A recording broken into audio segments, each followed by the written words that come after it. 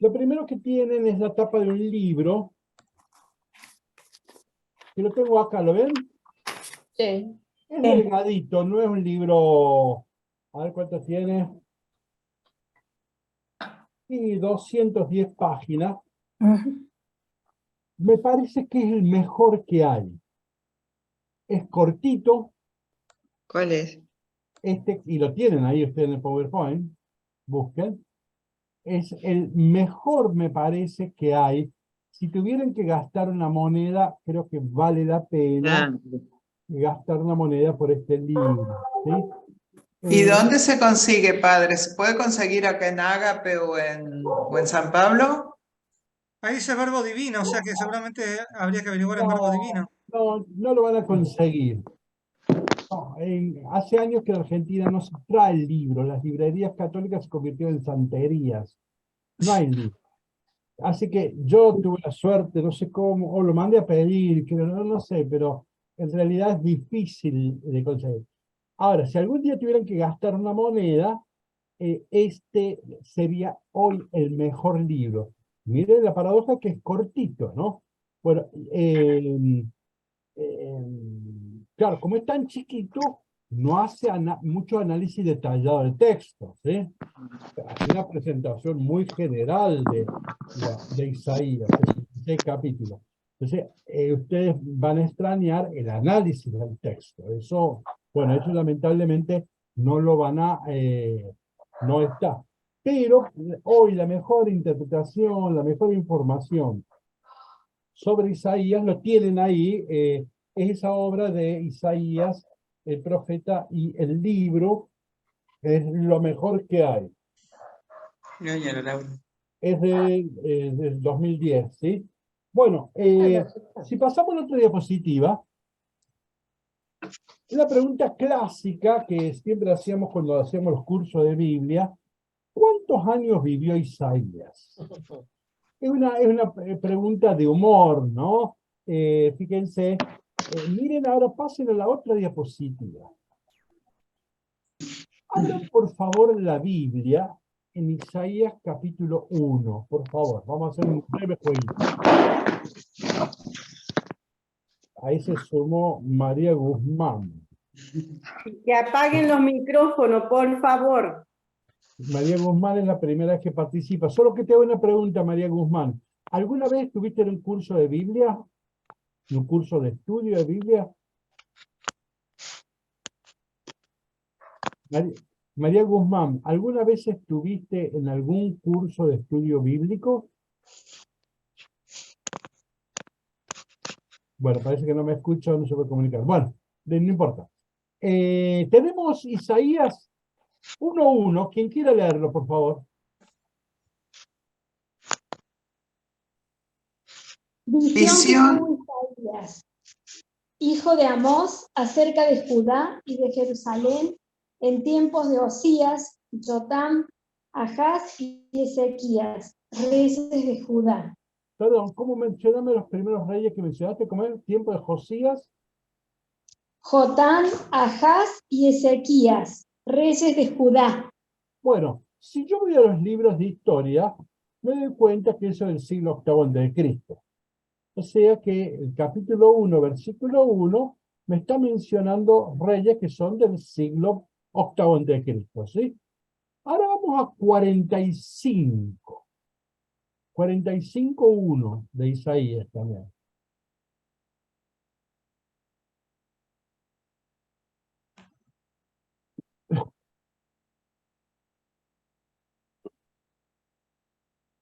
¿Qué dice Isaías 45:1? ¿Quién quiera leer?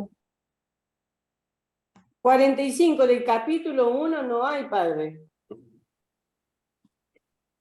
No, sí. ¿A dónde? No, es al revés. Capítulo 45, versículo 1. Claro, eso dije 45:1, ¿no? Dice así: así habla el Señor a su ungido, a Ciro, a quien Suficiente. Suficiente. Menciona a Ciro, el rey persa. Esto es casi el siglo VI. Por eso nos preguntamos, ¿cuántos años vivió Isaías? Porque en el capítulo 1 lo ubicamos en el capítulo, en el siglo VIII. Ahora me está hablando de Ciro, que es del siglo VI. Se nota que tenemos un problema, ¿no? Ahora alguien que lea el último, el capítulo 66, el título que tenga en el capítulo 66. Y ahí termina el libro.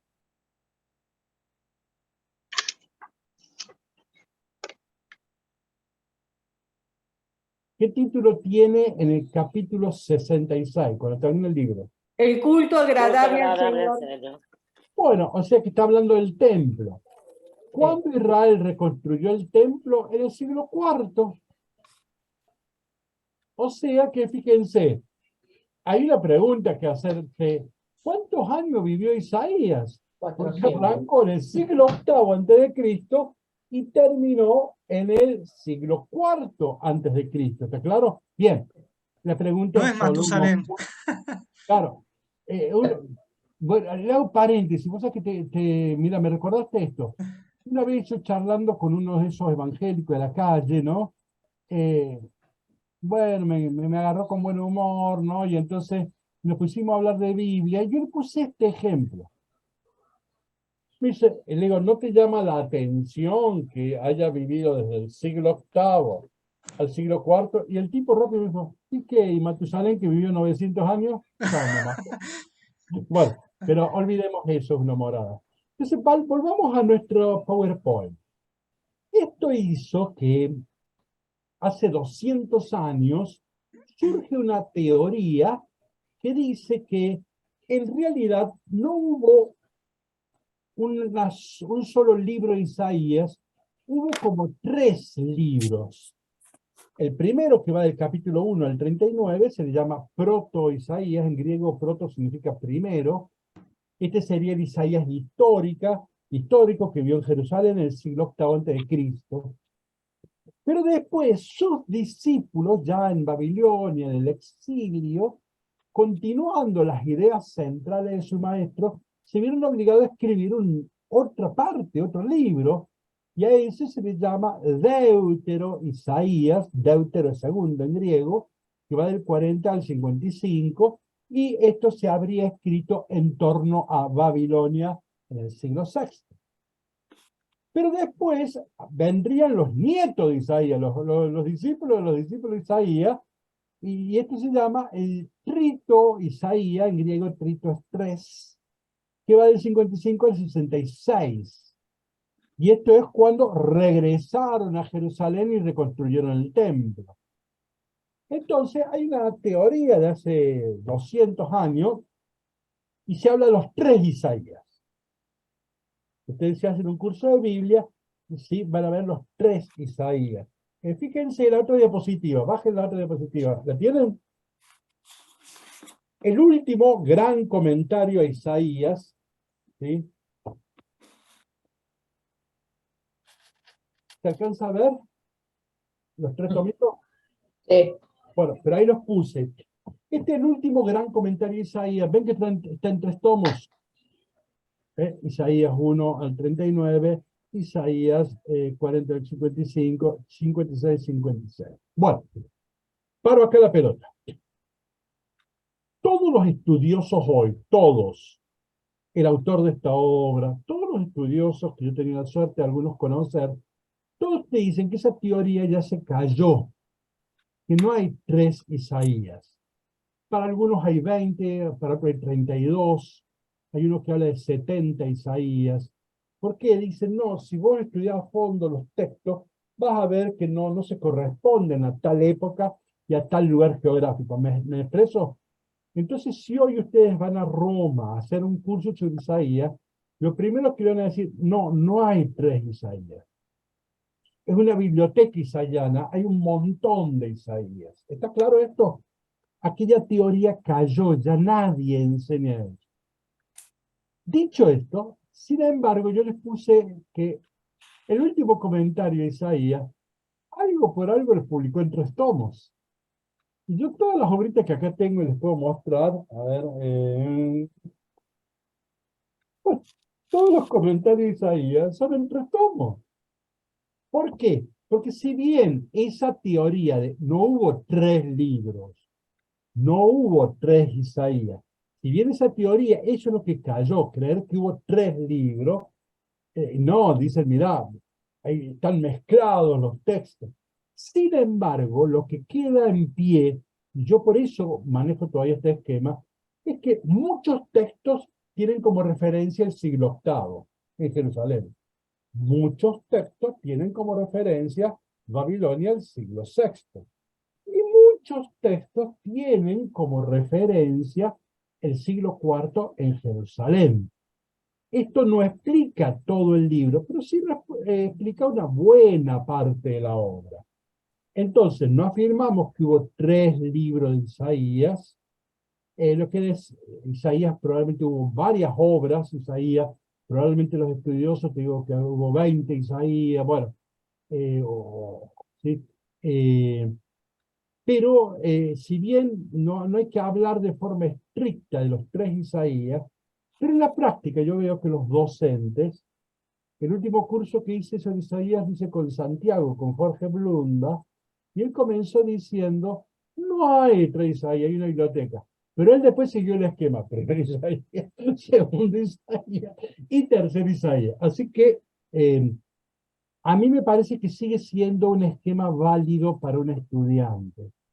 Para un estudiante es un esquema simple, básico, es decir, hubo 3 Isaías. El estudiante sabe que esta afirmación no le damos una importancia absoluta, sabemos que en realidad, cuando ustedes vayan a Roma a estudiar, les van a decir que había 5, 6, 7, 10 Isaías, y no se les cae la estantería. Pero me parece que queda en pie parte de eso. Insisto, muchos textos tienen como referencia a Jerusalén, otros tienen como referencia a Babilonia, y otros tienen como referencia de nuevo a Jerusalén, el regreso de... Entonces, por eso, didácticamente, yo sigo manejando esto de los 3 Isaías, Proto, Deutero y Trito.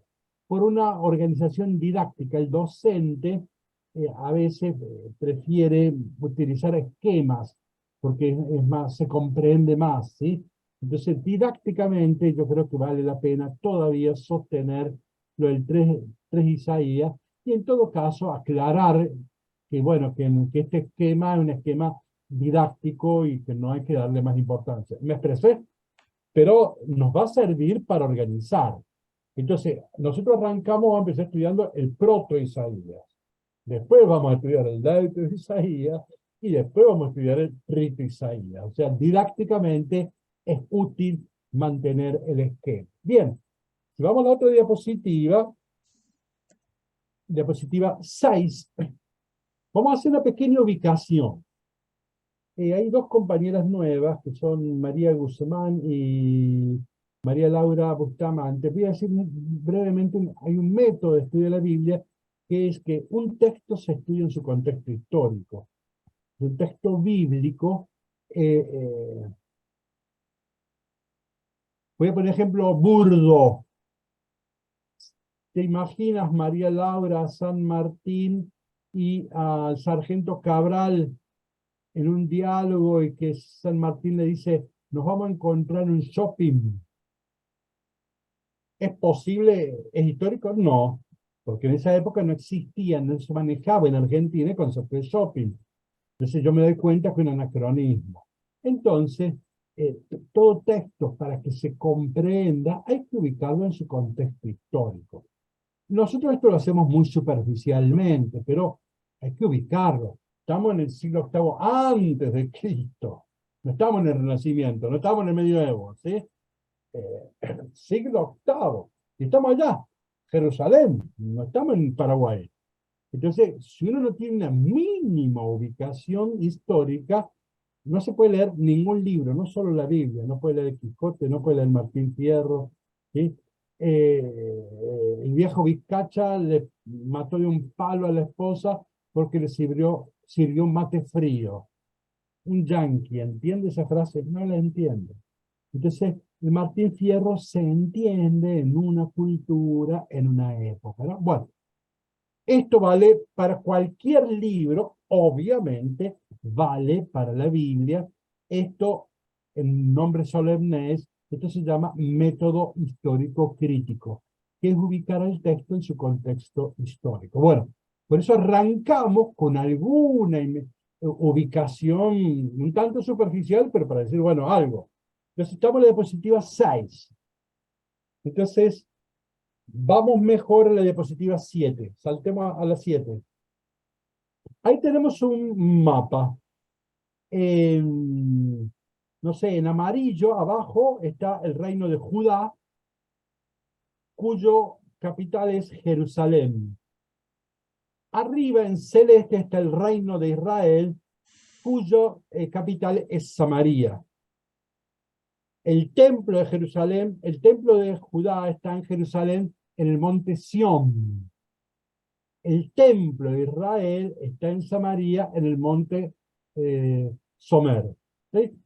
Bueno, ¿se acuerdan la Jesús y la Samaritana que unos adoran en este templo, en otro? Bueno, sucede que después de Salomón, con el hijo de Salomón, allá en el año 900, el reino, lo que era un solo reino, Judá y Israel era un solo reino, se partió en dos. No podemos meternos en la historia. Entonces, ya en el siglo VIII hay como dos naciones distintas. El reino de Judá, o del sur, capital es Jerusalén, o el reino de Israel al norte, ¿sí? Bien, teniendo, entonces, cuando leemos los profetas, este esquema es básico.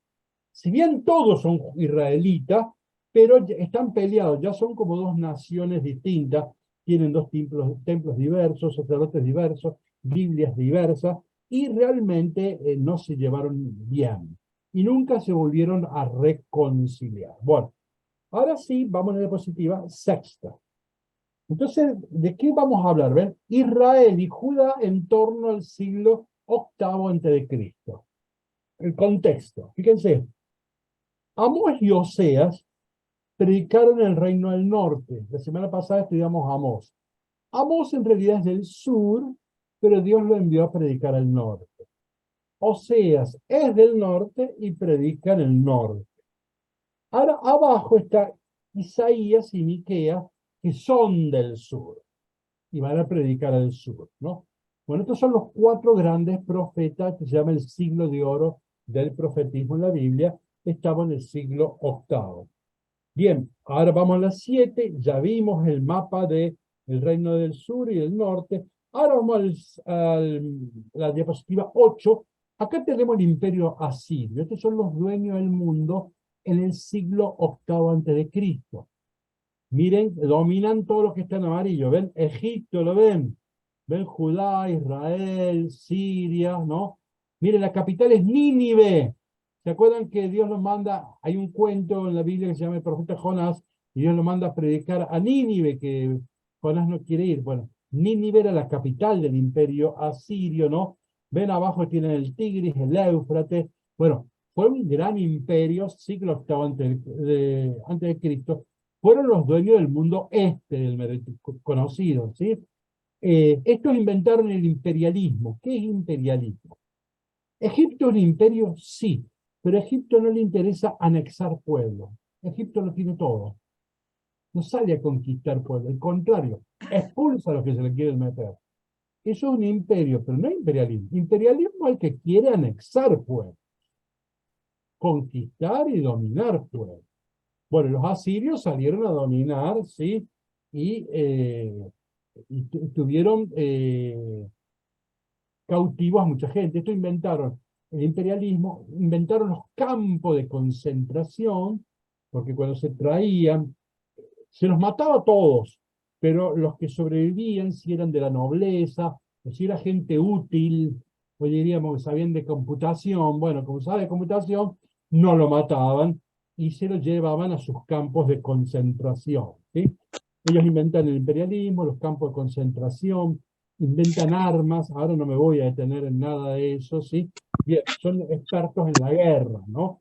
Bueno, este es el siglo VIII, los dueños del mundo, cuando va a escribir Isaías, ¿sí? Cuando escribió Amós, cuando escribió Oseas, estos, el gran imperio, ¿sí? Bien. Miren diapositiva 10. La palabra, el nombre Isaías, ustedes saben que la mayoría de los nombres judíos son teóforos. Teo, Dios, foro, lleva.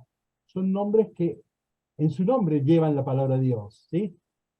Casi todos los nombres de la Biblia son teóforos. Bueno, Isaías. Ya es, significa Yahvé. Isaías significa Yahvé salva. Ven que es un nombre teóforo. Y cuidado, porque este nombre es un programa teológico. Entonces el tema de Isaías, de las tres Isaías, va a ser la historia de la salvación. Va a mostrar cómo él ha contemplado, ha meditado, ha reflexionado cómo Dios se ha hecho presente en toda la historia de la salvación, ¿sí?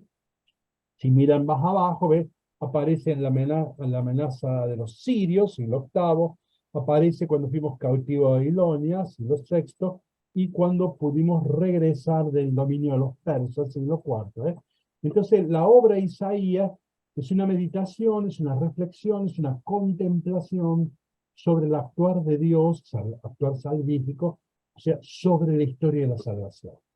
Por eso el nombre no es cualesquiera, el nombre es todo un programa teológico, ¿no? Fíjense otra cosa interesante, para ir entrando, diapositiva 11. El libro no lo llama escritor. Miren la otra diapositiva, pasen a la otra diapositiva. Miren, este es el primer versículo, sería el título. Visión que tuvo Isaías, hijo de Amós. No tiene nada que ver con el Amós del profeta, ¿está claro? ¿Sí? Visión que tuvo Isaías acerca de Judá y de Jerusalén, ven que no está hablando al norte, ¿no? Judá es todo el reino, Jerusalén es la capital. En tiempos del rey Osías, Jotam, Ahaz y de Ezequías, reyes de Judá. Se ubica los reyes, por eso que nos damos cuenta que estaba en el siglo VIII. Ahora ven que no lo llama escritor.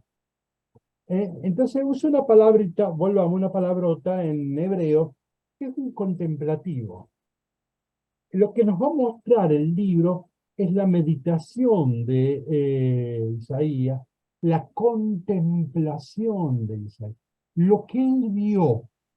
Por eso va a aparecer varias veces la palabra visión, y en la Biblia aparece muchas veces, sobre todo los profetas. ¿Qué significa visión? Significa esto. Juan Manuel, ¿qué visión tenés de la iglesia del siglo XX? ¿Qué mirada tenés hoy sobre América Latina? ¿Está? ¿Cuál es tu visión sobre este problema?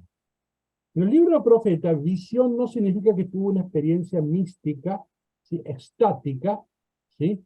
Como vieron que los santos en la historia aparecen. No, sino, acá vamos a ver la mirada, la contemplación. La obra de Isaías es una obra contemplativa, contempla el actuar de Dios en la historia, en circunstancias concretísimas. Entonces es interesante que el título, no dice el escritor, dice visión, ¿no? Bueno, en ese sentido, entonces, bueno, avancemos. Vamos a la diapositiva 15, acá tenemos otro mapa grande. Ahí está aclarado el mapa, ven en rosa, el imperio asirio en el siglo IX a.C., en verde la zona conquistada por Tiglat-Pileser, ahí estaba en el siglo VIII, la deportación de Tiglat-Pileser, ¿sí? Ahí tenemos las líneas ahora, ven, con las que se va haciendo la deportación. Ven Samaria, que está en moradito, y va a parar a Nínive. Después, la otra deportación que está en rojo, ¿ven? Que va a parar a Gozán y a Nínive. Y la deportación de Sargón, que va para otro lugar. Bueno, ¿qué pasa? No siempre los deportados iban al mismo lugar, porque si no se podían juntar y rebelarse. Entonces, alguna cantidad iba a un lugar, alguna cantidad, de algún modo trataban de dividirlos para que fuera fácil controlarlos y no hubiera que tener otro ejército gigante para controlar a los cautivos, ¿sí? Así que la deportación no es que estaban todos juntos en el mismo lugar. Bueno, miren otra cosa interesante de la diapositiva 16. El nombre Isaías aparece generalmente en los conflictos de política exterior. En el conflicto de Acaz, que ya lo vamos a ver, la guerra sirio-efraimita, lo vamos a ver, cuando se levantan los filisteos y cuando tenemos el problema que vienen los asirios a deportarlos. Es interesante que el nombre aparece en los conflictos de política internacional. ¿Ven? Isaías es una meditación y una contemplación sobre la historia, ¿sí? Y sobre todo en las crisis mayores, ¿no? Bueno, miren diapositiva 17, por eso algunas fechas le interesa marcarla, ¿ven? Bueno, en 1.2.1 nos dice, en el 6.1, ¿ve? El año de la muerte de tal, 7.1, en tiempo de Ahaz, 13.1, contra Babilonia, bueno, y así. En el 36.1, el año 14, se va marcando el libro algunas fechas, porque me está contando una historia, ¿ves? No es una teoría, no es una ciencia abstracta, no es una clase de química. No, no, no, me está contando una historia. Y me las va por ahí, me lo va marcando. Entonces está hablando de una historia. Bien, diapositiva 18. El primer Isaías tiene 4 momentos. Diríamos, el Isaías Junior, jovencito, adolescente, ¿sí? Vamos a ver los primeros escritos en los primeros capítulos, ¿sí? Del 1 al 6. Ya después, del 1.7 en adelante, ya es un Isaías ya joven, ¿sí? Y en la guerra con contra Israel y Damasco, ¿no? Después viene el levantamiento de los filisteos, ya es un hombre mayorcito, y cuando viene Sennacherib, los asirios, ya es un hombre mayor. Bueno, el primer Isaías se puede organizar temporalmente. Nosotros de esto, lo único que vamos a estudiar es el 1 y 2, la fase temprana y la guerra sirio-efraimita. O sea, vamos a estudiar del 1, capítulo 1 al 12. No da para más, no terminaríamos jamás, ¿está claro? Siempre hacemos una selección, ¿sí? Entonces, los 12 primeros capítulos de Isaías, nosotros vamos a estudiar nosotros, ¿sí? Bien, entonces vamos avanzando. Diapositiva 20. Ven que la primera parte del libro, el 1 al 12, lo que nosotros vamos a estudiar, se lo ha organizado como una obra de teatro en 3 momentos y un himno. No me dice nada, avancemos. Diapositiva 21, esto sí ya me orienta bastante. Y cuando vayamos leyendo, vamos a poder reubicar bien este esquema. Este es un esquema que uno debe tenerlo presente antes, durante y después de leerlo, porque va a ver que está ordenadito este esquema, ¿sí? Nosotros lo pasamos por encima y empezamos. Entonces, ya leímos el título, ¿no? Visión de Isaías, hijo de Amós, ¿sí? Acerca de Judá y Jerusalén, en tiempo del rey Josías, Jotam, sí, Ezequías, etc., reyes de Jerusalén. Leímos esa introducción. Omití, y es un error, busquémoslo por favor, versículo 2.3. Después me di cuenta que era un error. Pero leamos versículo de Isaías 1, 2, 3.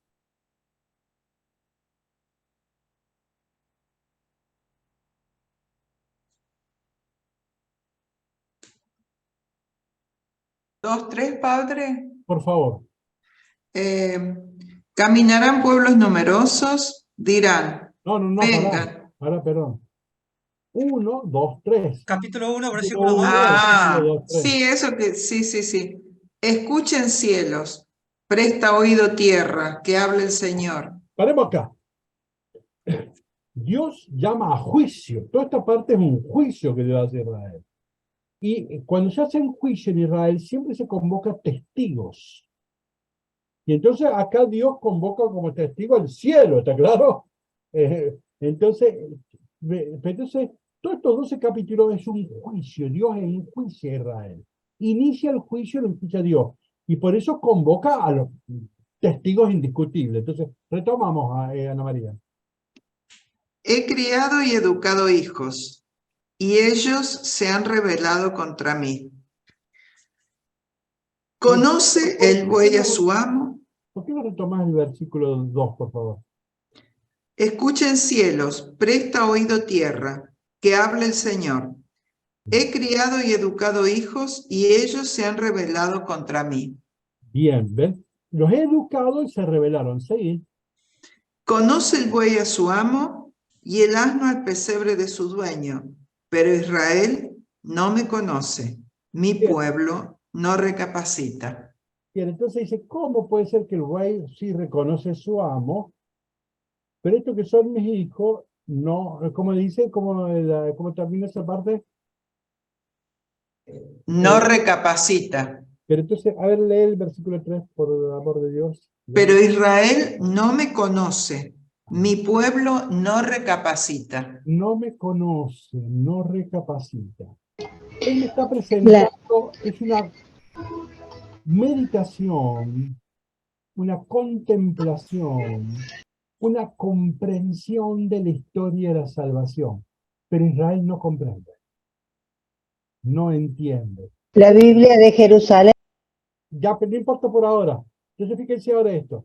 El verbo comprender o conocer o entendimiento de ver las diversas traducciones, ¿sí?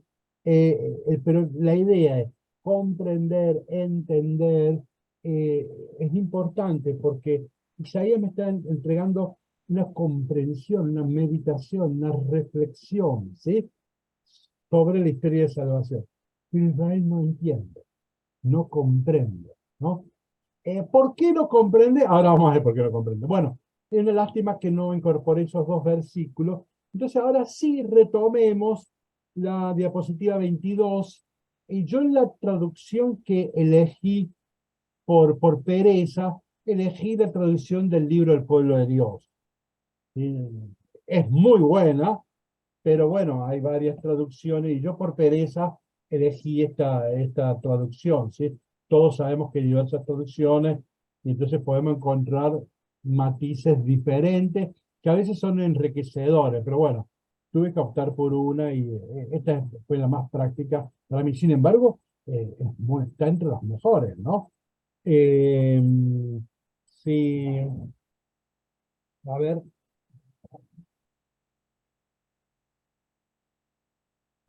Si uno tuviera que comprar Biblia, el libro del pueblo de Dios, la nueva edición es valiosísima.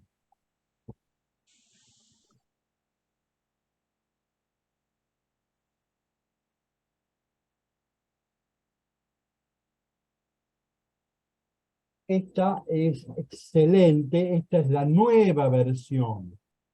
Ya salió hace unos 3, 4 años.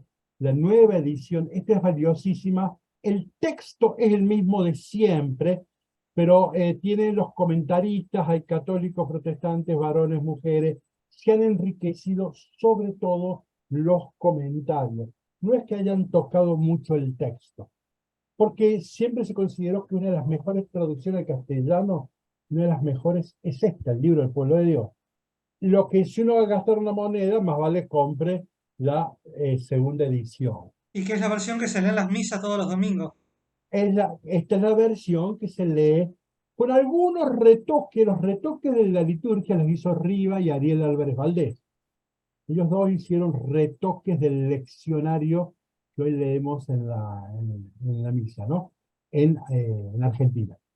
La otra Biblia muy buena es la Biblia de la Iglesia en América, no la Biblia de América, que también es muy buena. Hoy hay muchas Biblias muy buenas, pero ustedes van a encontrar la Biblia de América, muy buena, muy, muy buena. Esta, la Biblia de la Iglesia en América. Yo la divulgo porque acá hay varios profesores míos. Acá está Blunda, por ejemplo, Entonces la traducción de Jeremías que vamos a seguir nosotros y los comentarios lo hace Blunda, bueno, y algunos otros profesores, así que, bueno, esas dos traducciones en castellano son lo mejorcito. También la de la Biblia en América. Bueno, pero entonces yo opté por esto y tengamos paciencia, ¿sí? Juan Manuel, una pregunta. Sí. Escucha, ¿qué opinas de la quinta edición de la Biblia de Jerusalén?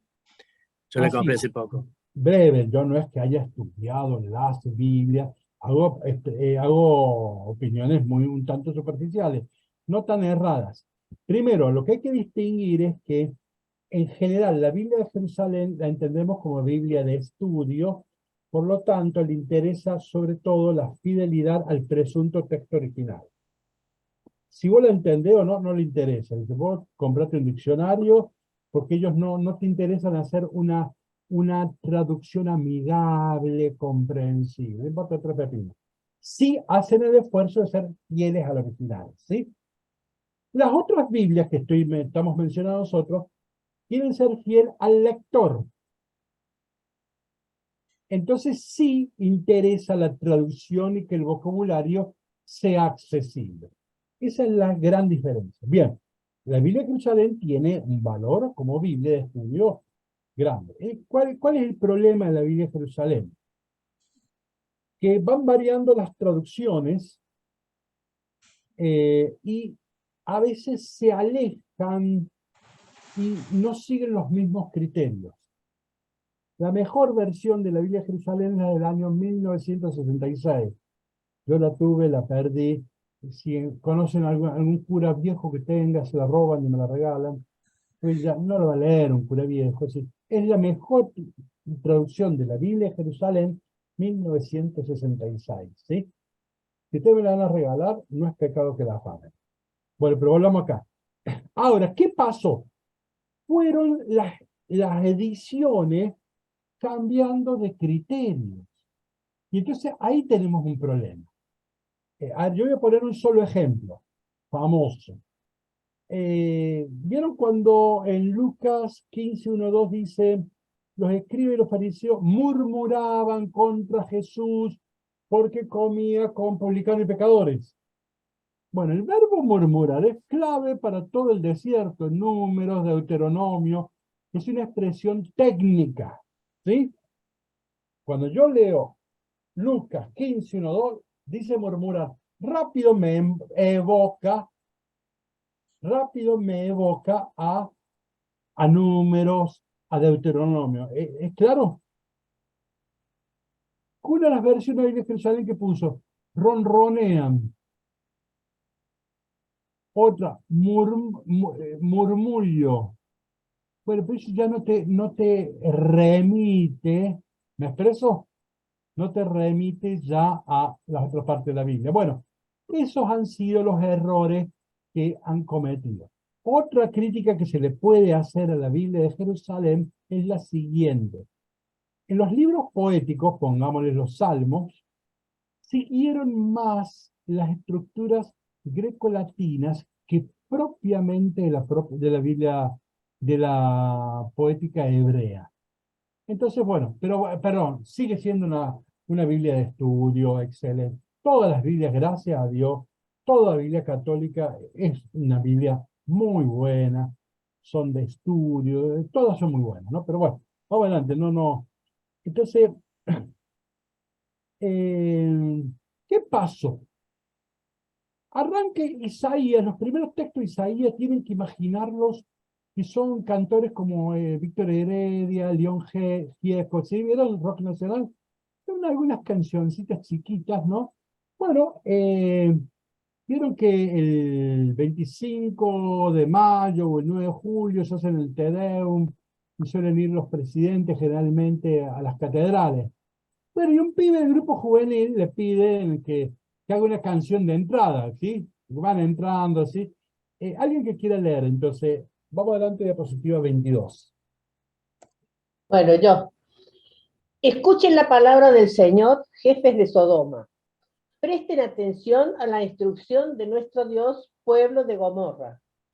¿Qué me importa la multitud de sus sacrificios? Dice el Señor. Estoy harto de holocaustos de cameros y de la grasa de animales cebados. No quiero más sangre de toros, corderos y chivos. Cuando ustedes vienen a ver mi rostro, ¿quién les ha pedido que pise mis atrios? No me sigan trayendo vanas ofrendas. El incienso es para mí una abominación. Luna nueva, sábado, convocación a la asamblea. No puedo aguantar la falsedad y la fiesta. Sus lunas nuevas y solemnidades las detesto con toda mi alma. Se han vuelto para mí una carga que estoy cansado de soportar. Mi Dios. Basta con que hubiera dicho no vayan a misa y ya está, pero bueno, ve que el tipo, como son poetas, le dan la vuelta, ¿no? Bueno, fíjense que en un Te Deum del 25 de mayo, el 9 de julio, no va este texto, ¿no? Entonces, pero le da con un caño, está muy claro. Y fíjense, llama jefes de Sodoma, pueblos de Gomorra. Acá el texto después se prende a discusión, pero lo que está claro es que en la Biblia aparecen como símbolos de perversión. Algunos subrayan la perversión sexual, hoy los biblistas lo que subrayan es la perversión al nivel de la justicia. Pero sean las dos versiones, ven que arranca el Te Deum, miren cómo arranca. Escuchen la palabra, jefes de Sodoma, pueblo de Gomorra. Arranca con los botines de punta, me expreso en términos futboleros, ¿no? Bueno, y les dice que no soporta sus ritos, el Viernes Santo, el Sagrado Corazón de Jesús, nada de esas cosas, vieron el Nevilunio, está harto de eso, ¿no? Rápido miremos algunas fotos antiguas de los incensarios, rápido, no nos detenemos, voy pasando las diapositivas, son incensarios, ¿sí? Continuamos la segunda parte del texto, que es diapositiva 28, ya que había arrancado Rosalía, retome si quiere. Bueno. Cuando extiendan sus manos, yo cierro los ojos. Por más que multipliquen las plegarias, yo no escucho. Las manos de ustedes están llenas de sangre. Pare ahí, mírenme. ¿Vieron que hay gente que cuando reza levanta las palmas? ¿Han visto eso? Sí. Entonces, ¿por qué levanta las palmas? ¿Por qué? ¿Cuál es la imagen? ¿Han visto un mendigo a la puerta de la iglesia pidiendo? ¿Lo han visto o no? ¿Sí? Entonces, el orante está mendigando a Dios su perdón o su bendición. Y ahí viene el signo de orar con las manos levantadas. Vieron que el sacerdote hay partes en la misa que tienen las manos levantadas. Está mendigando que Dios bendiga, etcétera, ¿sí? Ahora, ¿qué pasa? Dios de arriba le está viendo las manos. ¿Y qué ve las manos? Están manchadas en sangre. Por eso son asesinos, ¿no? Ven que es fortísimo el texto. Continuamos, Rosalía. Lávense, purifíquense, aparten de mi vista la maldad de sus acciones. Cesen de hacer el mal. Aprendan a hacer el bien. Busquen el derecho, socorran al oprimido, hagan justicia al huérfano, defiendan a la viuda. Vengan y discutamos, dice el Señor. Aunque sus pecados sean como la escarlata, se volverán blancos como la nieve. Aunque sean rojos como la púrpura, serán como la lana. Si están dispuestos a escuchar, comerán los bienes del país. Pero si rehúsan hacerlo y se rebelan, serán devorados por la espada, porque ha hablado la boca del Señor. Cuando presentamos a profeta Amós, dijimos que los profetas del siglo VIII son profetas de juicio, que casi no hay esperanza. Acá hay una condicional, ven en el versículo 19. Si están dispuestos a escuchar, sí, puede ser, ¿está claro? O sea, hay una condicional. En realidad, Isaías también es un profeta de juicio. Vamos a ver que hay poquísima esperanza. Y al final acá les da una chance. Bueno, si escuchan, puede que la cosa cambie. ¿Está claro? Entonces, ahora lo importante acá es, en el centro, busquen el derecho, socorran al oprimido, hagan una justicia al huérfano y atiendan a la viuda. Estos tres tipos pobre, oprimido o huérfano y viuda, estos tres, o extranjeros, son tres personajes típicos de la Biblia profética. Ustedes lo tienen en Deuteronomio, ¿no? Y en los profetas, ¿no? Defender a la viuda, defender al huérfano, defender al oprimido. extranjero, ¿no? Defender al pobre. Ese trío, o los dos, huérfano y viuda, aparecen en toda literatura profética, ¿sí? Entonces, y este es el caracú. Entonces, ¿cuál es el tema acá? ¿El profeta Isaías no quiere que no vayamos más a misa? No. ¿No quiere que haya más liturgia? No. Lo que quiere es que no, ¿cómo se llama? Disociemos la liturgia de la ética, la liturgia de la justicia. Eso es lo que no quiere, ¿está claro? No es que no hay que ir más a misa. Lo que está diciendo, sí, usted cuando rece la mano, yo quiero que se tiene limpia o tiene manchada en sangre. Entonces no hay liturgia sin ética, no hay liturgia sin justicia. Ahí está. Y el verbo es fuerte, es un verbo de salida. Fíjense, nosotros solemos hablar de iglesia de puertas abiertas. No, acá Isaías dice, hay que salir a buscar. No es que no basta abrir las puertas para que entren los que sufren. No. Hay que salir a buscar, hay que salir a defender en los tribunales al pobre, al huérfano y a la viuda, ¿no? Entonces, bueno, es interesante. Bueno, así arrancó aquel 25 de mayo, ¿no? Vamos al otro texto, que es una elegía, la diapositiva 29, pero antes de leerla quiero que vamos a la 30 para que veamos el quiasmo. ¿Qué es quiasmo? Es una expresión típica de la cultura semítica en general, pero también en otras culturas, ¿no? En donde se escriben círculos concéntricos, ¿ven? Estoy pensando en María Laura. Comienza A como termina A' abajo, ¿ven? Y así continúa B y al final está B'. C, C', B, D', y me marca el centro. Se llama estructura concéntrica porque me señala el centro. ¿En dónde está el centro de interés del que escribió esto? ¿Sí? Todo vale, pero me pone un centro para que no me distraiga en anécdotas. Bueno, esto se llama concéntrica o quiasmo, no nos interesa ahora.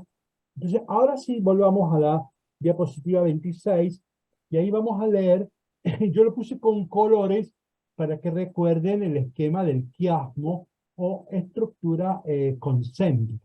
Es una elegía, ¿sí? Uno añora, una añoranza, ¿se acuerdan? Sí. Nostalgia.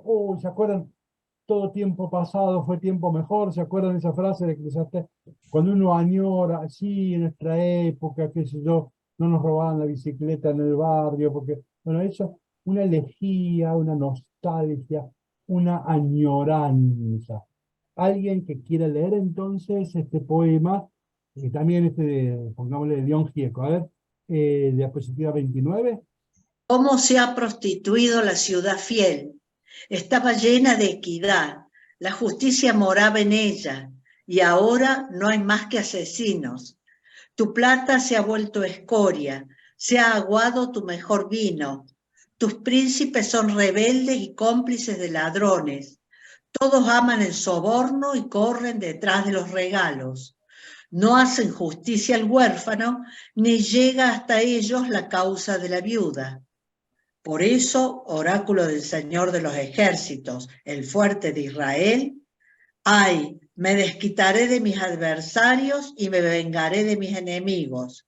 Volveré mi mano contra ti, depuraré tu escoria con potasa y eliminaré todos tus desechos. Haré a tus jueves como eran antes. Perdón, un error, que yo presumo que decir jueces. A tus jueces.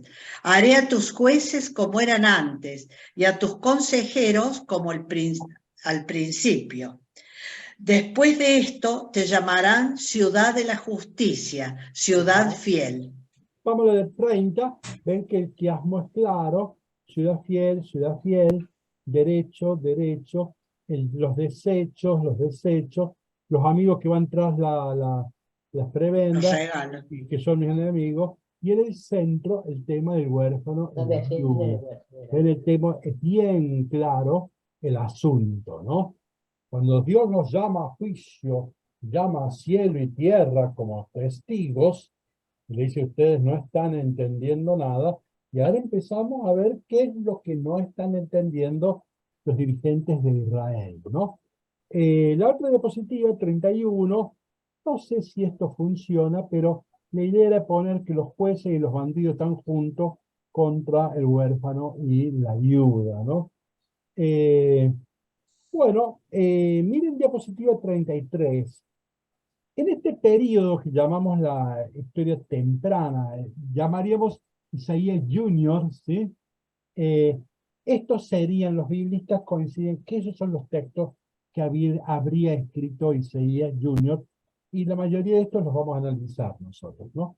Entonces, vamos ahora, en la diapositiva 34, vamos a entrar en el capítulo 2. Algunos textos los dejo, porque no podemos leer todos, ¿sí? Pero creo que estamos haciendo una buena selección. Vamos a arrancar, por favor, con la diapositiva 34. Quien quiera leer, estamos en el capítulo 2 de Isaías, quien quiera leer, que lea, por favor.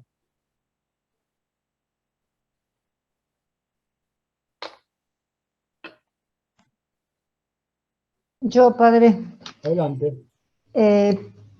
palabra que Isaías, hijo de Amós, recibió en una visión acerca de Judá y de Jerusalén. Sucederá al fin de los tiempos que la montaña de la casa del Señor será afianzada sobre la cumbre de las montañas y se elevará por encima de las colinas. Todas las naciones afluirán hacia ella y acudirán pueblos numerosos que dirán: vengan, subamos a la montaña del Señor, a la casa del Dios de Jacob. Él nos instruirá en sus caminos y caminaremos por sus sendas, porque de Sión saldrá la ley y de Jerusalén la palabra del Señor. Él será juez entre las naciones y árbitro de pueblos numerosos, con sus espadas forjarán arados y podaderas con sus lanzas. No levantará la espada una nación contra otra, ni se adiestrarán más para la guerra. Ven, casa de Jacob, y caminemos a la luz del Señor. Acá hay un texto impresionante. ¿Qué está en el centro? ¿El poder o la palabra? ¿Ves? Es la palabra. Vamos a ese lugar porque ahí nos va a instruir. Ahí está la ley. ¿Ves? Entonces, no es la palabra del poder, sino el poder de la palabra. Entonces, la clave de esta nación, de este pueblo, es que tiene una palabra, ¿no? Entonces, pero arranca, ya me voy a detener sobre eso, arranca diciendo: al final de los tiempos, todas las naciones van a querer ir a Sión. ¿Está claro? Miren, esto es 2, capítulo 2. El libro del profeta del Apocalipsis, el último libro de la Biblia, termina diciendo lo mismo. O sea que, esto es siglo VIII. Podríamos decir, exagerando un poco, de la primera página de la Biblia a la última, ¿cuál es la esperanza? Todos los pueblos van a ir a Jerusalén, a la ciudad de la paz. Y dice, esto va a suceder en el final de los tiempos. Entonces, yo no puse ahí un subtítulo, capítulo 2, escatología centrípeta. Sí. Bueno, entonces ahora explico. ¿Ven que dice, esto sucederá al final de los tiempos? Escatología significa eso. ¿Qué va a suceder al final de los tiempos? Bueno, al final de los tiempos, ¿en qué consistirá la salvación? Todas las etnias, todas las naciones irán a Sión, a Jerusalén. Centrípeta porque todos vienen a mí. ¿Está claro? De la primera página de la Biblia a la última página de la Biblia, ¿qué se esperaba? ¿Que Dios quiere salvar a todos? Sí, pero en Jerusalén, ¿está claro? Dios ama a todos, pero como todos se van a dar cuenta que en Jerusalén brilla la paz, brilla la justicia, todos están encantados, deslumbrados por por Israel, por sus profetas, entonces todos van a marchar a Israel. Hay un Israel santo, un Israel justo, un Israel atractivo. Y por eso al final de los tiempos todas las naciones marcharán a Israel. Esto se llama escatología centrípeta. Esto es importante, porque estoy diciendo, exagerando, esto de la primera página a la última. Entonces, acá ustedes se van a encontrar con un problema. Cuando Mateo capítulo 10, versículos 5 y 6 dice así, le dice a los discípulos, no vayan a tierra de paganos, ni a tierra de samaritanos, sino a las ovejas perdidas de Israel. Y uno no lo entiende al texto. Claro, lo que hay que saber es que Jesús es un judío, y Jesús adhería a la escatología centrípeta. Toda la Biblia adhería a eso. Después de la Pascua, después de Pentecostés, bueno, ya Mateo, ¿vieron cómo termina Mateo allá en el 28-20? Vayan y bauticen a todas las etnias, ¿ven? No es que tienen que venir, bauticen a todas las etnias. Después el libro de los Hechos de los Apóstoles, que va de Jerusalén, Samaria, hasta los... Bueno, después la teología cristiana, pero después de Jesús, 50 años después, va a descubrir que hay una escatología centrífuga. Centrífuga, ¿sí? Entonces, acá hay otra línea, esto lo parió el cristianismo, ¿no? Es que vamos del centro hacia afuera, ¿no? Entonces, bueno, este es el gran salto del judaísmo a ¿cómo es que se llama? Al cristianismo. Pero cuidado que Pedro y Pablo creen en esto, ¿sí? No hay que pelearse ni con Pedro ni con Pablo, quiero decir Jesús y Pablo, pero ven, después sí, la teología cristiana, con Mateo, con los Hechos, etcétera, va a aparecer otra línea, que es la que llamamos nosotros la escatología centrífuga. Este esquema es útil porque se van a encontrar con muchos textos nacionalistas de Jesús. Nosotros hemos dicho que Jesús era tulumbano, un hombre de tierra adentro, ¿no? Entonces, se hubiera perdido en Francia. No, Jesús es un hombre de tierra adentro, un hombre nacionalista, y Israel es nacionalista. ¿Se acuerdan cuando los Hechos de los Apóstoles, Jesús ya resucitó y se va a ir al cielo? ¿Qué le preguntaron los 12? Antes Jesús asciende, dice, Señor, ¿es ahora que vas a restaurar el reino de Israel? ¿Ven que tienen la mentalidad los apóstoles nacionalistas?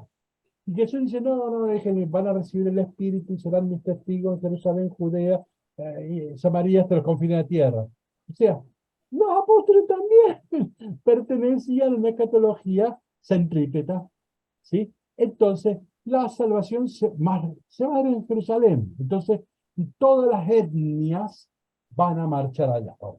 Esto es un salto metafísico que va a hacer la teología cristiana, y bueno, pero es bueno conocer, tener este dato, para después poder entender muchos textos muy nacionalistas que uno le cuesta entendernos, ¿no? ¿Vieron el himno argentino? Bueno, los judíos tienen 5 himnos argentinos en los salmos, ¿sí? Y son bien nacionalistas, salvo el 86. ¿Lo hemos leído entre todos el Salmo 86? ¿Alguna vez sí? Sí, capaz que sí. ¿Lo recuerdan de memoria o no? No. Bueno, busquemos la Biblia, aunque nos demoremos un poco, pero... Salmo 86.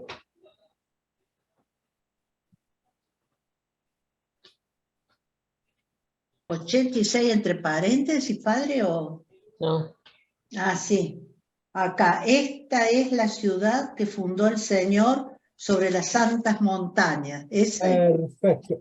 Busquemos ese salmo. ¿Qué salmo es? El alma, es el 86 entre paréntesis. El 87 paréntesis. dice, claro. ¿Y Sí. sin paréntesis cuál es? 87.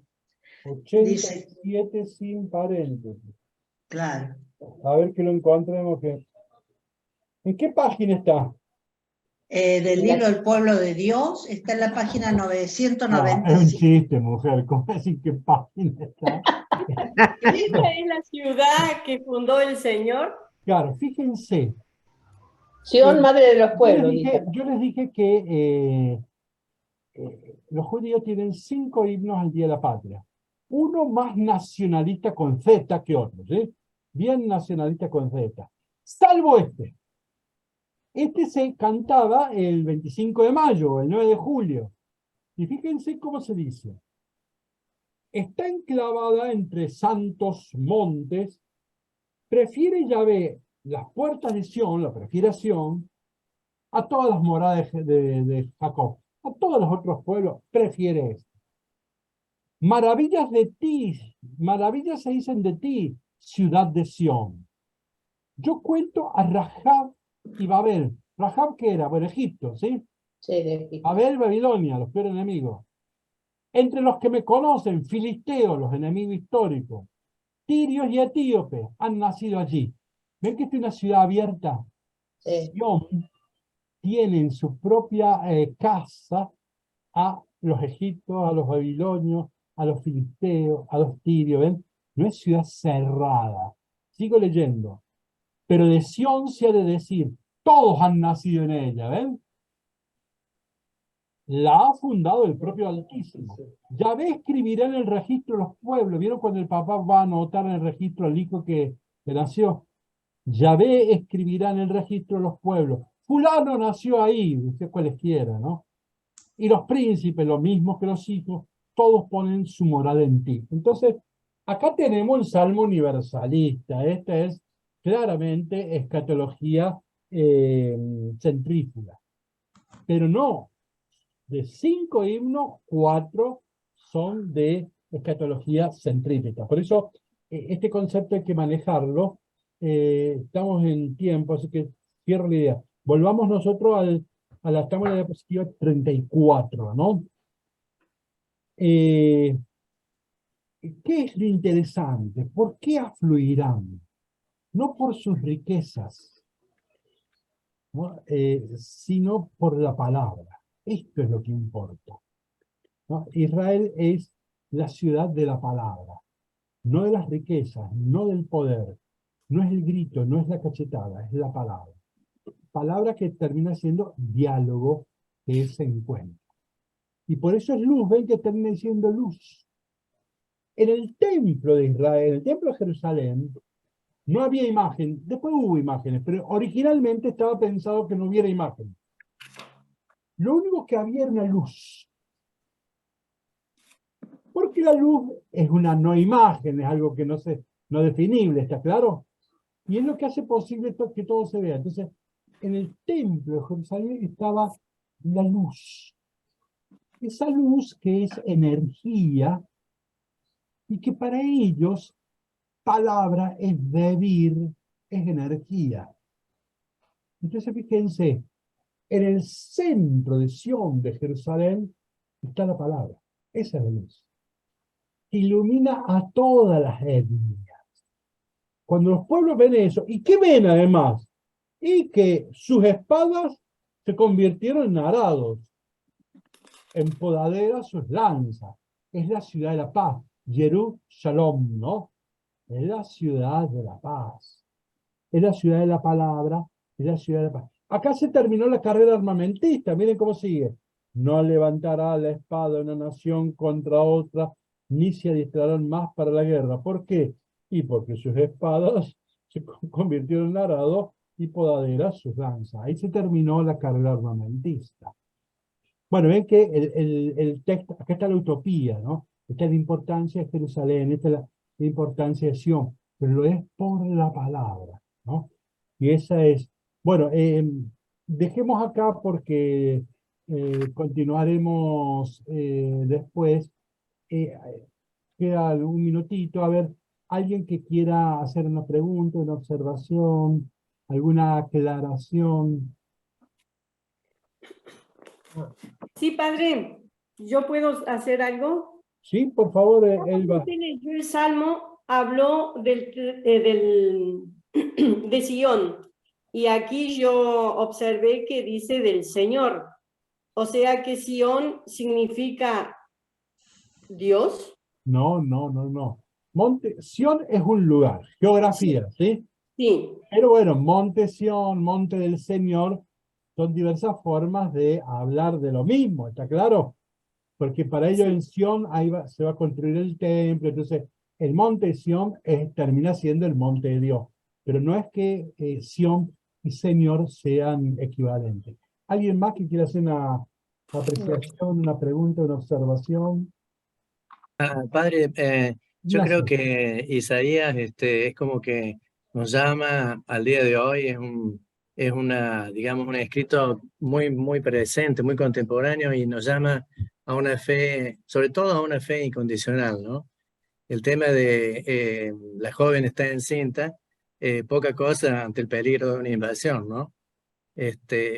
O cuando el rey Sennacherib se retira, todos suben contentos a los techos de festejar, pero él está triste porque el pueblo confía más en las armas que en Dios, ¿no? Eso me Bien, parece a mí que Isaías llama a la fe. bien, bien, perfecto. Lo de la joven encinta lo veremos en el capítulo 7, ¿no? Y bueno, Sennacherib está más allá, no lo vamos a ver en Sennacherib, pero ciertamente que Israel o es fiel a Dios y a la alianza, o a las riquezas y a las armas, ¿no? Alguien que quiera, a ver, mientras van pensando una pregunta, María Laura, ¿qué te pareció lo que oíste? Libera tu micrófono y decí 2 palabras.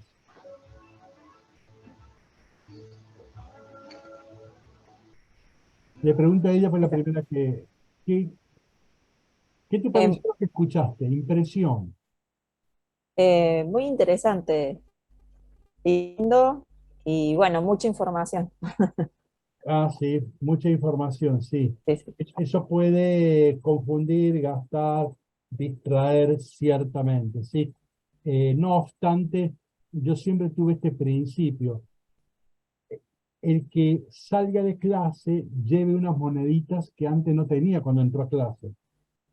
Entonces, yo entré con 10 pesos. Yo quiero que el que salga de clase salga con 20. Entonces, a mí me parece que la información, aunque a veces confunde, avasalla, porque tenemos una horita, ¿no? Corremos, avasalla. Bueno, pero bueno, perfecto. ¿No? Y Seguro. bueno, María Guzmán, decimos una palabra que es compañera de María Laura. A ver, ¿qué impresión te dio, por favor, María Guzmán, que también por primera vez participa? Hola, padre. Me gustó mucho. La verdad que ahora no vine muy preparada. No estaba con la compu, así que estoy con el teléfono. Por eso estaba un poco perdida por el tema del PDF, pero bueno, ya la próxima me voy a organizar mejor. Pero me encantó. Bueno, bueno. Algo vi por la compu hoy, así que. Ah, bueno. Bueno, y un último que quiera, ahora cualesquiera, que quiera dar una última. Yo, padre, Adelante, María. no, me ha hecho pensar Isaías y esta llamada así a la universalidad que no era lo que imperaba en el Antiguo Testamento, pero que aflora, ¿no?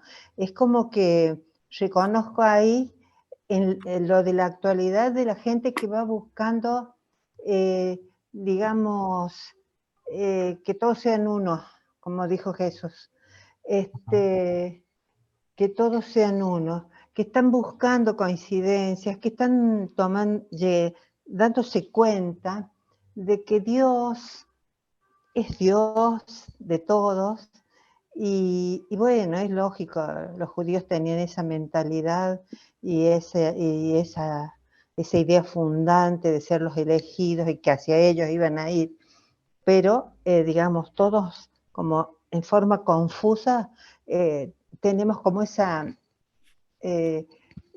como una sospecha o deseo o anhelo de que alguna vez todos sean uno, ¿no? Porque si uno empieza a rasquetear todas las cosas, digamos, accesorias, siempre nos estamos dando con un Dios que nos pide que amemos al prójimo, que no descuidemos al pobre. Así que eso me encanta de Isaías.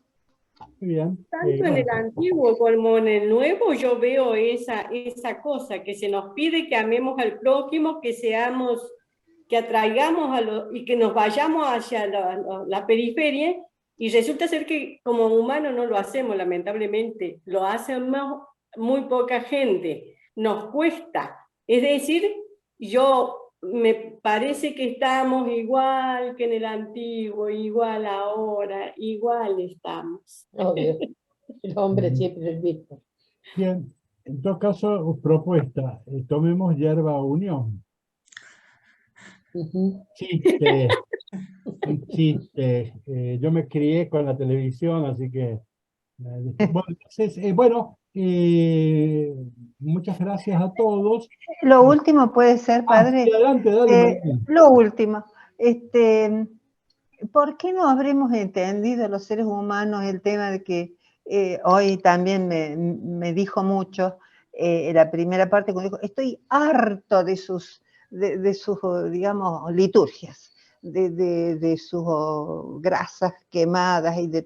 ¿Por qué no lo terminaremos de aceptar nunca? ¿Será que nos gusta tanto la grasa quemada al ser humano y cree que Dios, que es para Dios? No sé. Pero que bueno, o sea, son cosas que Isaías nos vuelve a hacer repensar, ¿no? Claro, 7 siglos antes de Cristo. Eso, tanto en formalismo. Isaías, yo ahí no me detuve, pero lo está tomando de Amós. Lo que pasa es que esa parte de Amós yo no leí, la crítica ritual solamente la señalé. Quien va a retomar esto con mucha fuerza, de un modo extraordinario, es la carta a los hebreos. La carta a los hebreos retoma esta temática, no quiero sacrificios y holocaustos, sino que quiero, ¿cómo que se llama? Acciones. Sí, ¿no? Que haga la voluntad de Dios, ¿no? Entonces, eso es lo que quiero, dice. ¿Qué me van a dar a mí animales, bichos? Si yo los creé a todos, ustedes no me aportan nada con eso. Entonces, bueno, la carta a los hebreos va a ser el Nuevo Testamento quien va a retomar esta parte, pero de una forma muy profunda, muy fuerte, solo que no debe confundirse. Hay una crítica a un ritualismo externo. Entonces, esa es la crítica que hacen los profetas y que va a hacer ¿cómo que se llama? La carta a los hebreos, ¿no? Pero la carta de los hebreos va a terminar diciendo, ¿qué quiere Dios?